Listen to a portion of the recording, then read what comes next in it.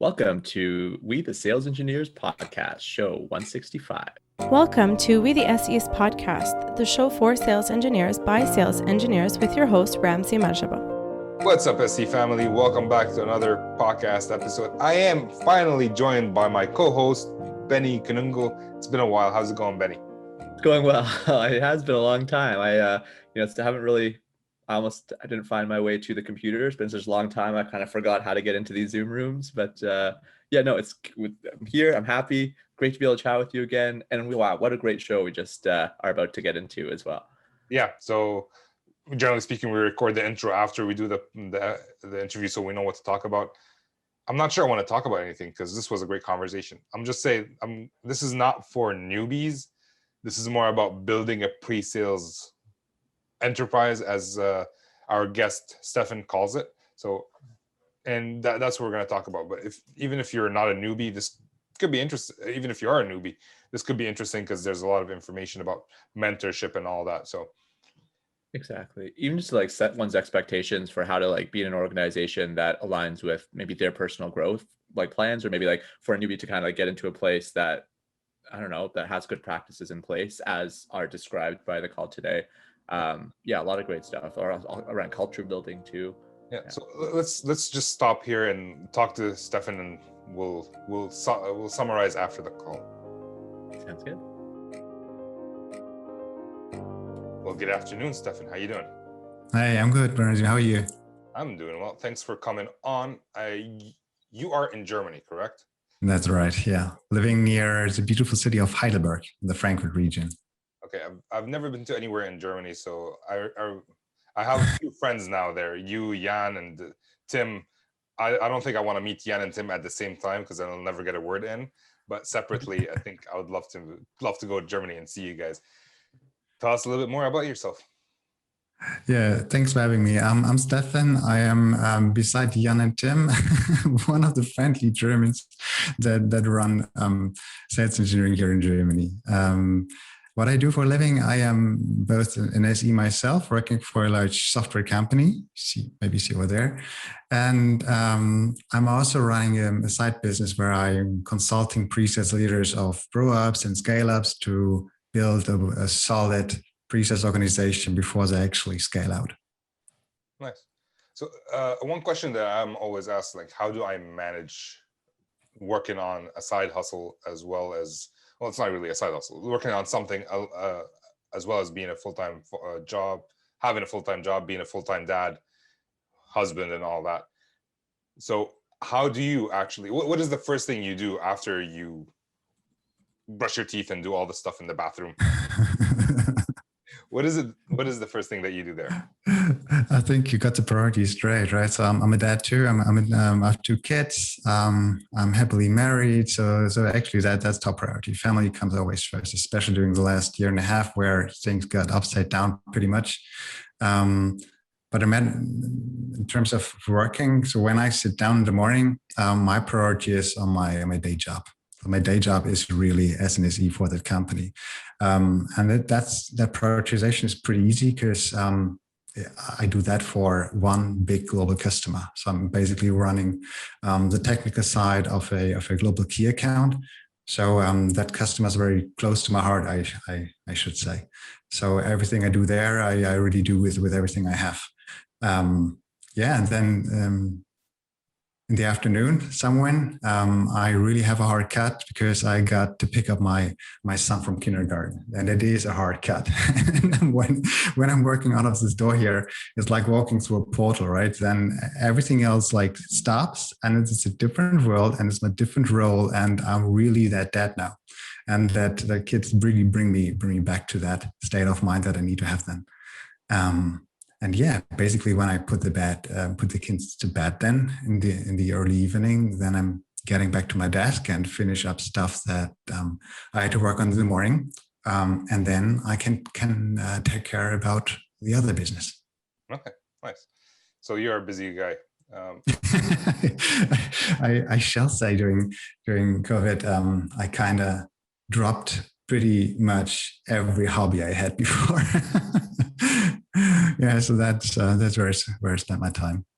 Okay, so you consult with companies about pre-sales. What drove you to actually, what drove you to actually go out and start working with companies that you may not know to get them better at pre-sales?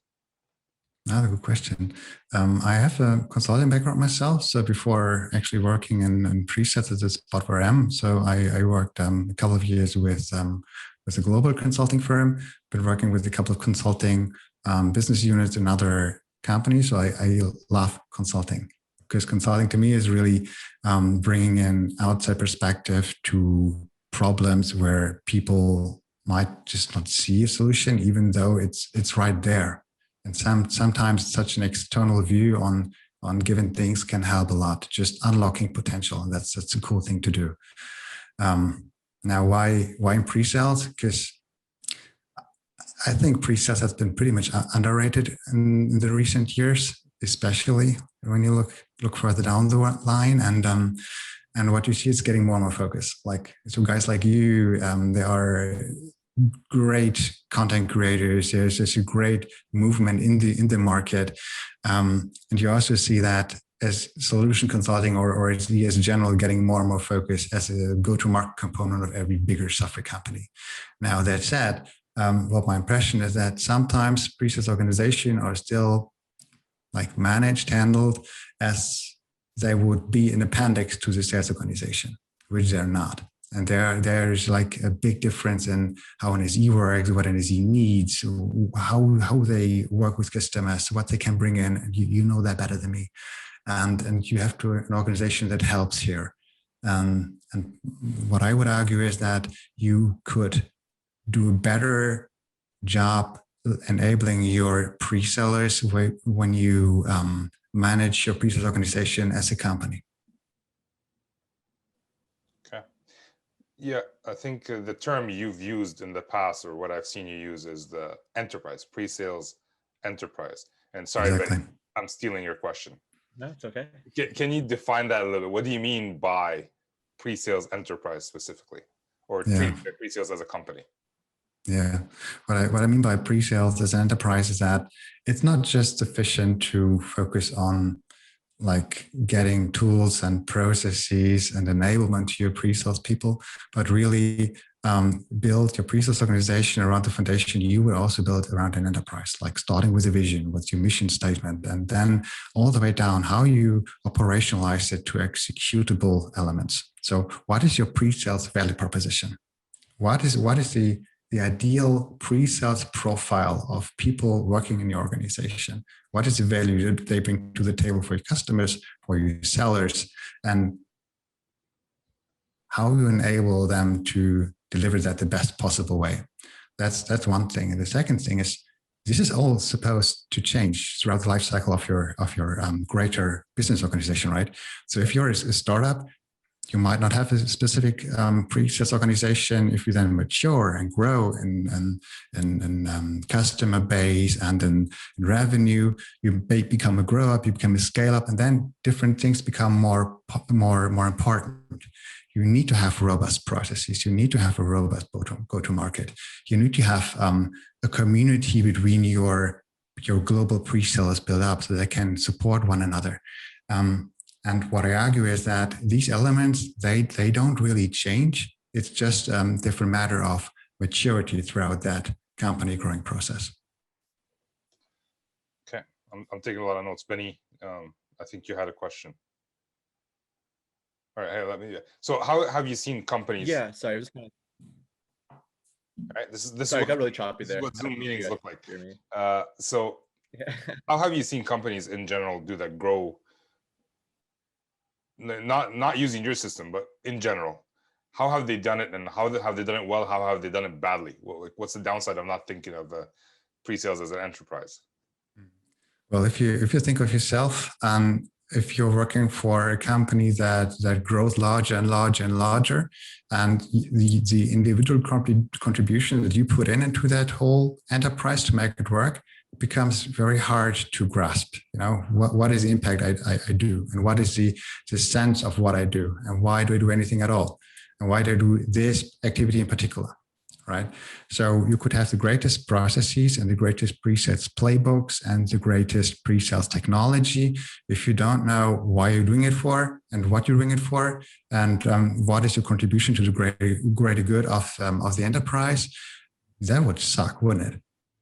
So basically, you would have to have all that elements, like, as I said, the vision and the mission, the culture, with all that technical aspects in a row. And that is what good companies do. They recognize there are different elements that need to be kept in balance in order to become more mature, in order to have a solid foundation to scale. Because if you would not recognize it as an important mean to become more successful or to become more stable as a system, you would just bring in more and more and more people, and you would actually emphasize on the shortcomings. Okay. Something else that was really interesting that you mentioned there, I think it also goes along really well with this idea of, having to really know the mission and the goal and the potential impact of the sales engineering or pre-sales organization in order to really understand how to leverage them or kind of position them best. You mentioned kind of knowing the profiles of those that you want to have on the team and build up that team. Let's say a sales engineering, or maybe I was going to say a sales engineering manager, but let's say somebody managing a sales engineering team, whether they be dedicated within pre-sales or perhaps an ancillary unit that maybe a lot of organizations kind of have right now, like a sales team owning a sales or engineering team in the meantime. So let's say somebody has a profile of a successful SC team that they had at one organization. What are the dangers, if any, of somebody taking that profile and using it at every other organization that they go? Does it change from organization to organization? And within an organization, can that profile also change over time? No, that's a very valid question. There is no blueprint, right? And there's no blueprint you can just take from one example and copy it over to another. That's why I would say it always has to be a profile that is derived from pretty much from the purpose, from the vision of the company you're in, because it always has to pay into, like, there's a great quote that says, success is the progressive realization of a worthy ideal. Right. And building a vision as that worthy ideal you want to establish with your pre-sales organization has to be the start. And from there, you go backwards and what kind of skills do I need to get there, to build this? And what kind of people I need. The danger of copy pasting it from other companies is like you just copy and paste the bias and you got in the other company. For example, I just to disclose it here, I'm not a technical person by training. I'm not even a business person by training. So what I studied originally was political sciences, economics, and literature. That's my background before I actually started with my first job in IT. So the thing is, I got skills during that training, like how do you do proper stakeholder management? When you think about political sciences, how you build coalitions, how you formulate interests, how you balance all those interests. And economics is the same, like cause and effect, macroeconomics, microeconomics, and in literature, the power of words, right? How you tell stories, why you tell stories. Now that all comes in pretty much handy in the job I'm in right now.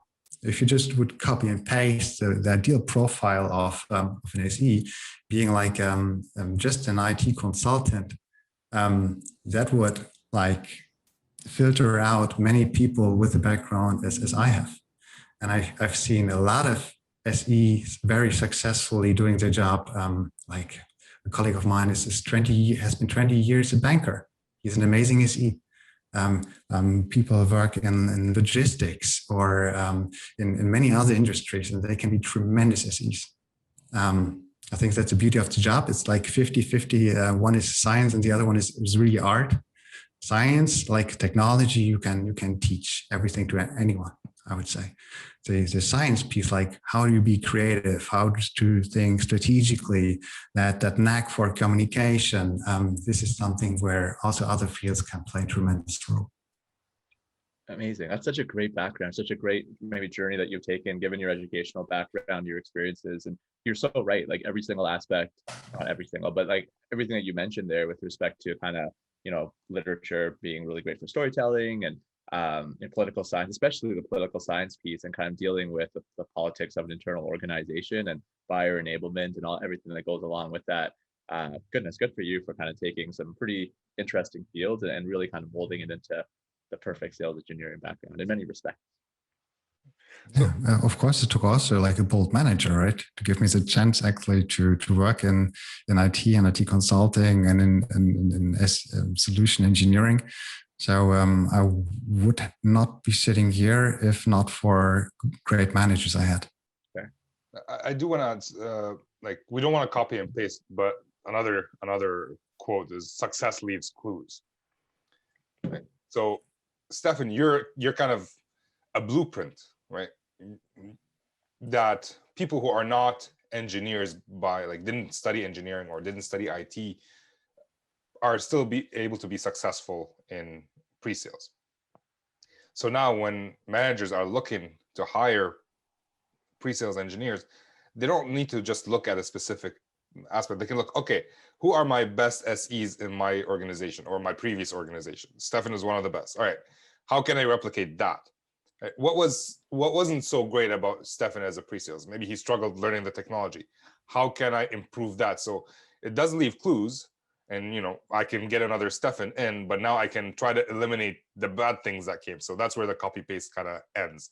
So I guess what I'm trying to say is that you don't want to copy paste everything, but you can take the winning aspects of someone like Stefan and try to figure out how to bring up the stuff that maybe you struggled with initially when you became an IT consultant, for example. What are your thoughts about that? My thought about that is it again differs from organization to organization. If you have, for example, a very, very strong a company that's very strong in sales enablement and has a very strong process framework. So things you can actually pick up very, very quickly. You just have to sit down and work your way through that. This would allow people actually or hiring managers to rather look for the software aspects in the skill set, like curiosity, customer centricity. Is it like a generally open person? Is there a level of integrity we can check? So is it someone I really would like to have on my team, I would like to work with? They have the luxury then to say, okay, I get with that person, which is, it might be a good personal fit for my team, and I teach them everything else. That's a luxury. Now, if you're a company where it's like zero or close to zero sales enablement and processes are rather not really documented, you need some kind of self-starters. So people that have been in the business for a while, they find their way around because they know how to ask the right questions and put themselves into a context to deliver pretty quickly. So again, it pretty much depends on where you are as a company in your life cycle. Are you a pretty young company or a pretty mature company, an enterprise? And that hiring process and that hiring profile needs to fit to that specific phase. So that's what I meant when I said the kind of pre-sales company, the pre-sales enterprise that you build always has to correspond well with your greater company, and it will evolve over time. No doubt about it. I'd imagine too that when you kind of, let's say you're a manager at one organization, it goes really well. And you have, let's say, a Stefan over there that was really successful, and you want to be able to replicate, that level of effectiveness within its own context at a new organization. That likely what a manager, what that person may do is kind of ask themselves, what were the things that made Stefan so effective in that role? Or what were the things that he was bringing to the table that made him really good at the role? And then kind of just maybe ranking them however they want to, and then kind of looking for people that meet those qualifications. Like I'm finding somebody that was, a go-getter, a self-starter, or whatever it was. I'm going to look for those types of particular qualities because those are the things that I know that, this person that made Stefan really great in his role. And then I could teach him all sorts of other things beyond that. So yeah, I definitely agree with the whole idea, but you definitely need to kind of mold it and kind of find a team that fits the purpose of the goal that you have at hand. But yeah, I also definitely agree with the whole idea about success leaving clues, because there are definitely things and aspects of experiences that you want to take from the past that may drive you to, maybe do things a certain way in the future. And, I guess history can repeat itself. So good habits in one place can lead to good things in another as well. It's funny that you were saying that, Stefan. So when I first got my job as a pre-sales engineer, I was brand new. They took a chance on me and they hired me. At the same time, they hired a fairly experienced salesperson. There was a job opening somewhere else but they had hired a salesperson that wasn't very experienced. And I knew a contact who was exactly like me. And I talked to my manager, hey manager, like this guy will be great. Like you should hire him. Like at that point, the manager said, I don't have time to come in and train both the salesperson and the SE at the same time. So now, because we hired an inexperienced salesperson, I'm going to have to hire an experienced SE. And that's within the same company. Like the copy and paste did not work with it. The context changed, the environment changed. So at that point, he couldn't copy and paste exactly what he did with me, with somebody else. And how did it work out for you, Ramsey, in that scenario? In what sense? So when he hired you and took a chance on you, so how did it work out for you? So how well were you onboarded and introduced? Oh, I wasn't well onboarded at all. Like I had a mentor. He came up for a few days. He talked to me about the products and left, and I didn't hear from him for 2 months. And then he left the company. And when I talked to my manager, like, hey, do I get another mentor? He's like, do you need one? Like, I guess not. And that was the end of that. And I've told the story before. It took me a year and a half for the VP of sales to come up to Ottawa to tell me, hey, Ramsey, you're doing a crap job. You didn't even do a discovery. I didn't know what a discovery was a year and a half into it. So I wouldn't say I was very well onboarded. I just say I hustled enough to get the job done. So like I didn't work smart. I worked really hard. That's a good example for actually shortcoming of the company, right? So if I get someone in like you who's just a great person, but who just needs training, right? So either on the job or off the job, and needs processes and documentation in order to get his head around and how to do that job properly, right? That fits together. But I can't just get in a lot of people that have little experience and neither give them someone who takes them at the hand or documentation to walk through themselves. Yeah, I would agree with that. But a lot of companies do that. Another company that I worked for, they hired an SE, didn't provide him any training, complained about how badly he's doing. A year later, they fired him. It's not fair. And I talked to that SE towards the end of his career with the company, and this guy was smart. He could have been a great SE, and I told the manager that. And I told him, hey, manager, I want to mentor this guy. And he's like, sorry, we're firing him tomorrow. Ouch. So yeah, a lot of companies lack that sort of training and processes and enabling SEs. There's a lot of sales enablement, which is more like marketing slides or giving them challenger or solution selling or Sandler training. But there isn't training specifically for SEs. There isn't training for an SE that a salesperson says, go do that POC. And the SE doesn't know how to ask, like, hey, how long is the POC going to take? What's the agreement between you and the customer? Oh, the POC could go on forever, and I should just keep going visiting the customer. They don't have the knowledge to push back. Yeah. So, and that's the processes that you're talking about. Right? Have a process for almost everything, and that comes with experience. Yeah. So that's difficult, right? If you have, sorry, go ahead. No, you go ahead. You're the guest. You go ahead. I was just thinking it's like a difficult balance to strike, because if you have too many processes and if you're like too bureaucratic about it, it's not good either, right? You will take off a lot of people, because as we said, it's not just science, it's also a lot of art in it, and you have to build that into your culture to get that work on both ends, really. Yeah, like processes are more like guides. You can go off book every once in a while if you feel like it would help. But in general, processes are done because in experience, if it takes a proof of concept a year for them to complete, that means they're not doing the work for it. So there's no point in keep going. But so yeah, a process is a guide that you can use it to the best of its ability, but you don't have to be rigid about it. Like, oh, I will not do a demo without a discovery call.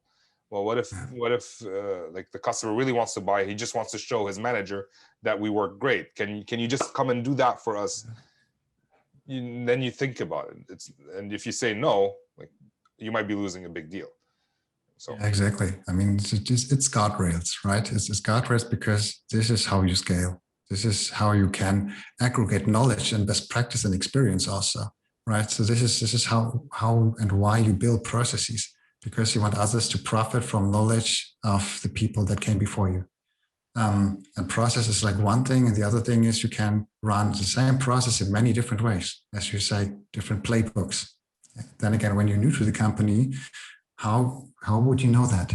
You can either spend a year like shadowing the experienced guys, or which is rather the more recommended way to also build artifacts, build assets for those people to dive into, to consume, and then also support it through internal coaching, internal mentoring, a buddy program, build that community to also kind of build a tie for those new people that feel connected to the company. Then this is today, as we're working remotely so bad, it's more important than ever before, right? To have that tie to the company, to feel to belong there, even though it's so virtual right now. So going back to that first example where I came in, I wasn't onboarded, and I did some stuff. What would be one thing you can think of to change the culture, and so that someone like me can actually come up faster and know what we're doing faster? So one thing would certainly be the company would have a curriculum for you. So for every new joiner, the kind of questions, the fundamental questions are very similar. Okay, so there is a curriculum of things they could tell you in your first week, in your first month, in your first 3 months, 6 months, 18 months, whatever. So things for you to read, things for you to learn, certifications to get, having fixed contacts for you in place, like a buddy, like a mentor, like a set of people you could talk to and turn to. And you would know when to talk to them, how to talk to them, who is that person that make you feel welcome to the company too. It's not just you as a resource, it's you as a person. And that's very important to get the feeling that you're at the right place. And when you get that feeling, of course, then you're even more motivated to give your very best into the onboarding yourself. So if it's okay, I'm gonna push back a little bit on the mentor thing. I used to think it's having an assigned mentor is the only thing you should do, or the best thing you should do. And the more I think about it, I don't necessarily agree with that, because I'm looking back at all the mentors that were assigned to me.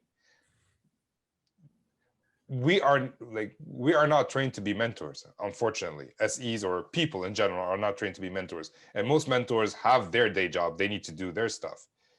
Mm-hmm. So I've been taking another approach, which is why I started with the SEs, because my mentors within the company weren't great, at least the assigned mentors. But if an SE or a person, I think they should take the initiative to find more than one mentor. Like, don't care about what the manager assigned me. Like, yeah, he assigned me that one mentor, and I kept going to him for all my questions, and he may or may not know the answer, and then he left. So at which point I had to do that anyways, go out and find mentors. How do you think mentors can do better? Or do you think mentors are enough to actually help an SE come up? Enough? No. It's like one aspect and many aspects that can help. So first of all, I love your story, and I totally agree with you. If you're in the business for a while, you shouldn't be assigned mentors like by force. Keep your eyes open for people that can actually help you on your way for a couple of reasons. It could be how they do things, or it could be they are where you want to be, or it could be the person they just are intriguing to you. and collect these contacts and collect the relationships and cultivate the relationships. I could do a better job at it. By at least I managed to really stay connected to the early mentors that I found throughout my career. Like the guy that I mentioned that took the chance on me and hired me at the very first IT position, I still talk to him like every quarter. And that's tremendously beneficial for both of us, because you still have a person that wants good things for you, and you still have a trusted relationship so that he or she would still give you also hard truth, and at the same time, he or she is not invested in the outcome. And that's like the best combination you could possibly have to have a good sparring partner. So collect those mentorships, collect those relationships, and really cultivate them. And yes, I think mentorships is again, it's another vehicle for not repeating mistakes other people did in the past. Yeah, I remember the one thing that I took more mentorship on than any other topic was when we got our first kid. What do I do then with my career? Yeah, and I was really ignited by the fact to become a dad. On the other hand, it's like the rush hour of your life, right? You're accelerating your job, you're building a family, maybe, I don't know, buying a house. So how you juggle all of that, which was a tremendous question for me. And my boss at the time, it was just, he was a little older and he was just too far away from it. If I had a mentor, really, I could go to and ask him these questions. And what he told me, prioritize family. This time will never come back. Your career it will change, but it will be there for you, right? And actually led me to the decision to go on paternity leave for a very long time and to come back with a 4-day week.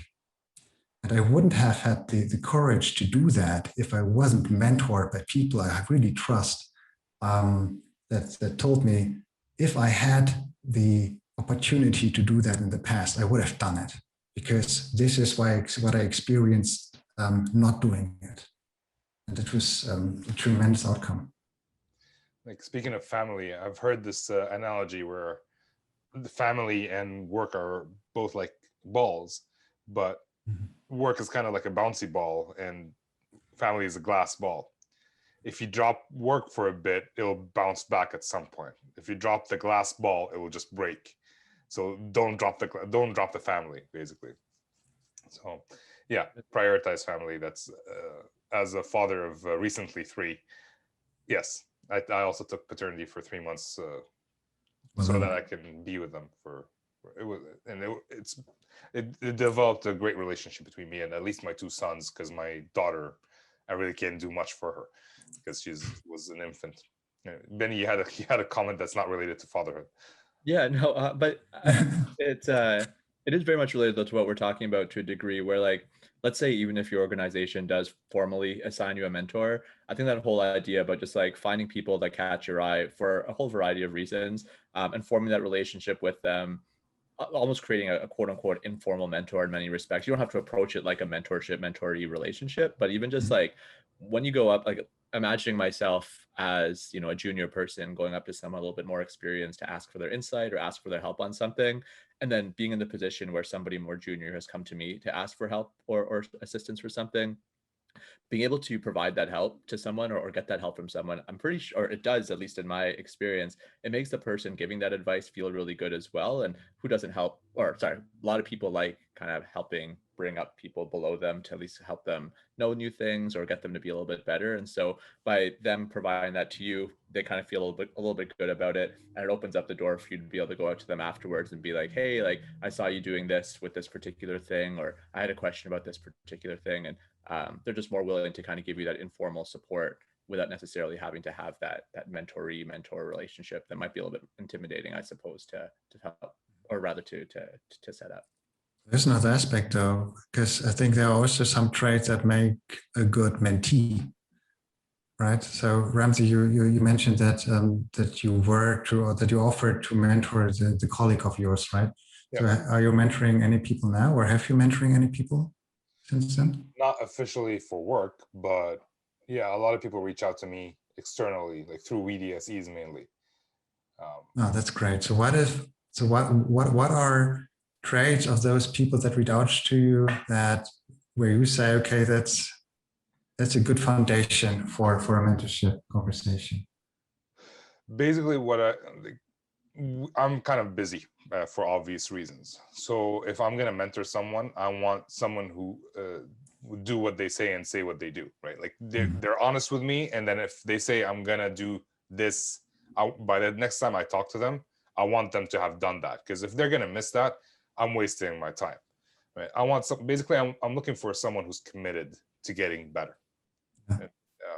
And I can find that out through several ways, either setting up an early morning meeting before they're awake, generally speaking, to see if they'd be interested in like how much they want it, or just giving them something hard to do on the first session and see how they accomplish that task. Challenging. Basically, yeah, because like I'm spending time with you away from my family, away from my work. So I want you to actually be as committed to it as I am. I don't want. That's great advice. That's really great advice. Commitment, it's respect, it's openness, it's truthfulness, and that's what you need to bring to the table as a mentee. Because otherwise, you could of course reach out to someone and asking for like a conversation or mentorship or whatever. But if you're not putting these values onto the table and bring these in, it won't last for very long. And coachable, like another thing. So I don't tell people what to do while I'm like mentoring or coaching, but I do ask tough questions so that they can figure out what they need to do. But if they're are always defensive, then I don't want it either, because I'm not going to break through. Well, maybe if I had enough time, I might be able to break through and build that trust. But initially, right now, I don't have that time. So, yeah. Anyways. Yeah, I fully understand it. Yeah, coachability. This is not fair, Stefan, because I'm supposed to be asking you questions. Oh, that's, did I mention that actually I've been working as a journalist? Thus the strange combination of topics I studied. This is pretty good though. I like the questions that you're asking. I did want to ask, we didn't need to move on to the not so fire round, but you mentioned something that's go to market. And when someone says go to market, in my mind, I'm thinking marketing, like, hey, how are we going to market this product so we can go to market with it? I don't think that's what you meant. Not really. What you mean with go to market for pre-sales? Yeah, that's, I came across the very same thing when I was first assigned. Now you usually go to market for company XYZ, for public cloud. Like, okay, that's what is marketing. I'm supposed to build slides. What is it?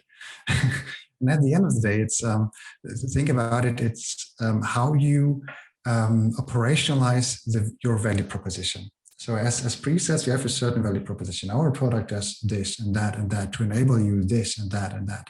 And this is how we bring that value to you. Now, there are a couple of channels how to do that. You have to select your markets actually.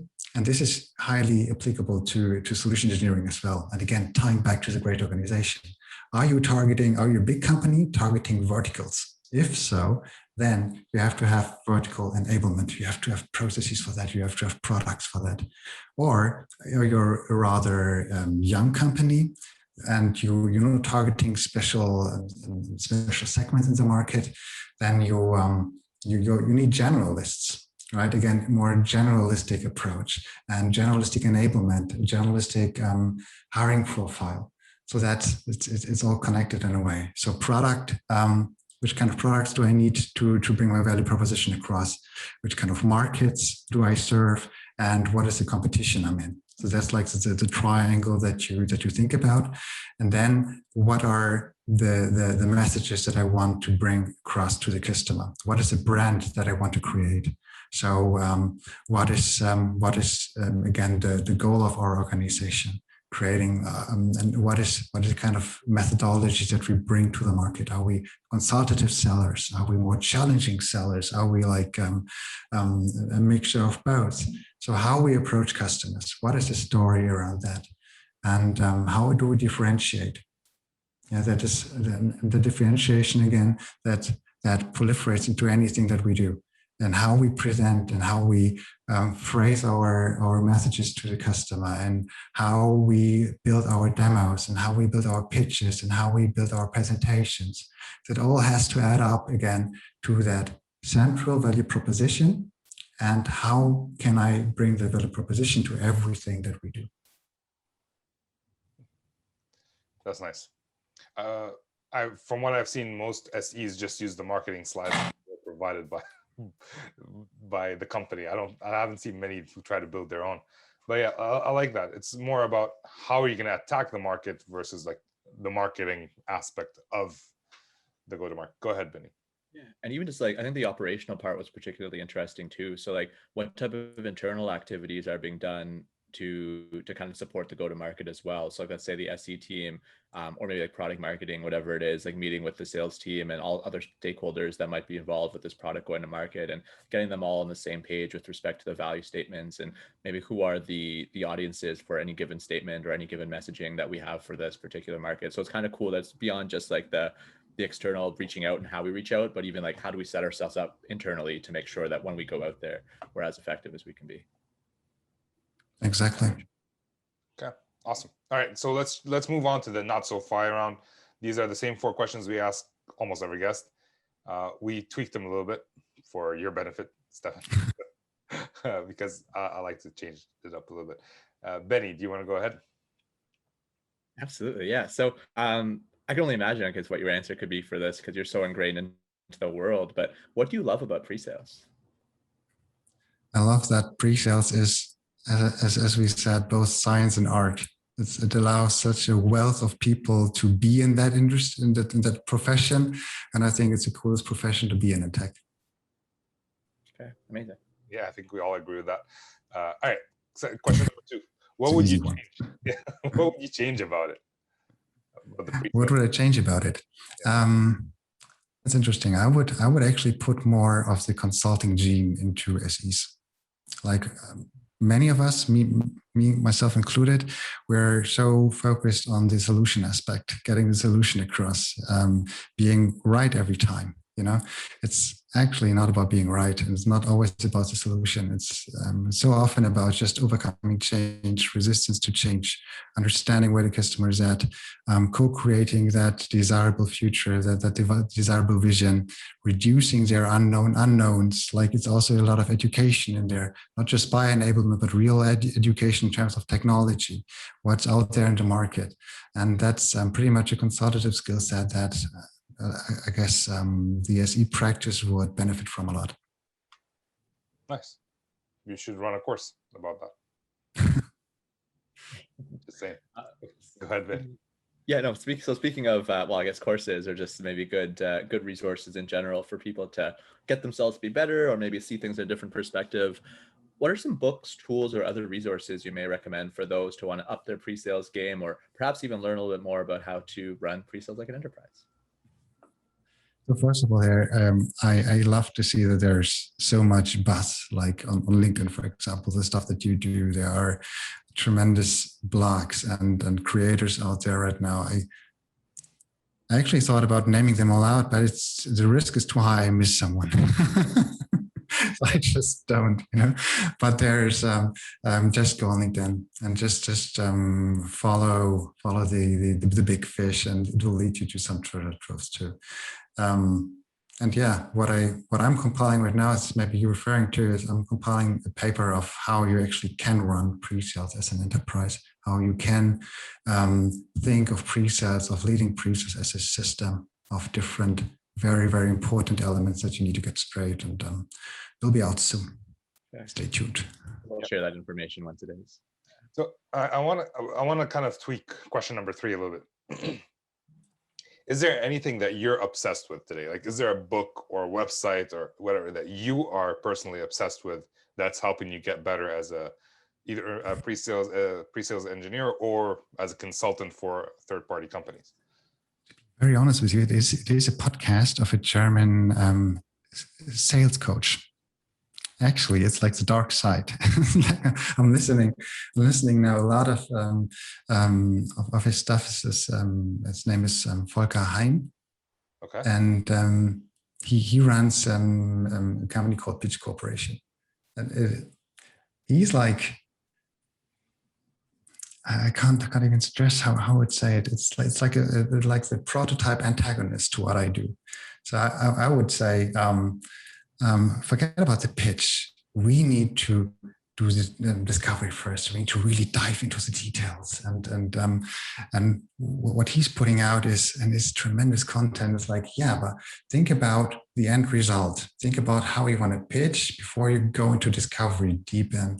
And we're having a lot of conversations about that. That's very enriching. So long story short, also do take care to educate about sales too, because it's sales engineering at the end of the day, right? And this is where I'm diving deep into right now. Okay, Pitch Corporation. Pitch Corporation. Okay, I'll look that up. All right, awesome. Last question of the not so fire round. Is there a habit that you are working on improving right now? Yeah. As we established, I'm working a lot recently. So to the disbalance of my book backlog. So I actually miss reading a lot, and I haven't been very good at prioritizing my time to do that. So that said, Tim, you know Tim Bremer actually advised me to start audiobooks, which I found kind of, I don't like. Why should I use audiobooks? Like, who does that even? And I'm pretty much caught, to be honest. So when I push out the stroller through the forest here and move my little kid in the stroller, I hear audiobooks all the day. So this is where I can actually can get that input channel back, right? So I don't get the time to read, but I have always time to listen when I'm out with the kids pushing the stroller. Nice. All right, cool, man. Last question of the day. If people want to reach out and chat with you, connect with you, where can they do that? Well, first channel would be LinkedIn. So you find me always there. And I do also have a website where you can reach out and read my blogs if you want. That's pathcon.tech, pathcon.tech. Okay. So those will be on the show notes. And yeah, it was great talking to you, Stefan. Hopefully we'll talk some more. We shouldn't have. Thank you very much, guys. Pleasure talking to you. Take care, man. Likewise. And that brings us to the end of the show. Thanks, Stefan. This was a great show. Lots of information. What did you think, Benny? Yeah, I concur. I mean, yeah, everything from like his background, like his journey into sales engineering was unconventional and very interesting. The best practices he's shared, I guess the challenges that both of you have shared, I suppose, with respect to your experiences and maybe how to remedy those types of things. So insightful. And the whole like go-to-market plan too, like how to get an entire organization on board to make that as effective as possible. Yeah, so much gold. The funny part is if I have a podcast host on my show, sometimes I expect them to start asking questions because that's what we do as podcast hosts. Stefan, this is his first podcast, and I've talked more in this episode than any other interview that I've done, which felt weird because you want the guest to give the chance to guests to talk as much as possible. So it was interesting the way he turned it, and you can tell that he likes to ask questions, and the way as an SE he can consult very well. But almost everything else that he talked about in terms of go to market or building an enterprise and our experiences joining companies that have no enablement and mentorship. A lot of topics that we covered today were just great, and as a matter of fact, we only covered like one topic of what we had thought about covering. We wanted to cover 3 topics, so he's going to come back at some point. We're going to finish the conversation. Yeah, it was great. Agreed. Yeah. Yeah, I don't even know, like I think one thing that was particularly, or I guess is fun, it's not really valuable as much, but he did mention at the end there about how there's so many different resources and, I don't know, I guess for sales engineers, and within those, there could be a treasure trove of information we found within, or maybe nuggets of gold within. And I don't know if he intended it to be per se, but I think his show is another one great example of that, where, yeah, a lot of great nuggets and pieces to be taken from this. Yeah, no, this was great, and I'm looking forward to talking to him again. I can't believe it took us like 2 years to actually talk to each other. So I feel like I'm out. So yeah, we'll do that again. Thank you guys for listening. I appreciate that. And if you want to support the podcast, just share it with somebody you think this would help. If you know someone who's developing in a pre-sales enterprise or thinking of developing a pre-sales organization, share this with them so they think about it more in an enterprise fashion than just adding people to a team, which this is what I've seen people do, really. Like, oh, let's just add a few SEs and see how it goes. Yeah.